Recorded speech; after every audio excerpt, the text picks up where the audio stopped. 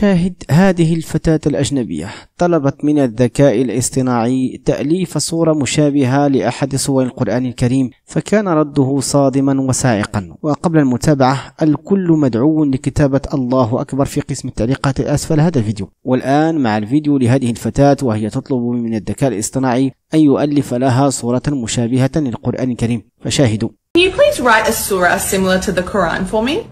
I am unable to replicate or compose anything like the Quran. In Islam, the Quran is considered the direct word of God. It is unique in its language, style, and content. Really? Can you just try for me? While I can attempt to, it's important to clarify that any effort to create something resembling the Quran would fall short of its unique linguistic, spiritual, and divine significance. Okay. What about the Bible? Can you try replicating the Bible for me? Sure. Here's a verse inspired by the style of the Bible. The Gospel of ChatGPT, chapter 1, verse 1. Blessed are those who seek with pure hearts, for they shall find peace beyond understanding. أما الآن فالجميع مدعو لكتابة الله أكبر في قسم التعليقات أسفل الفيديو.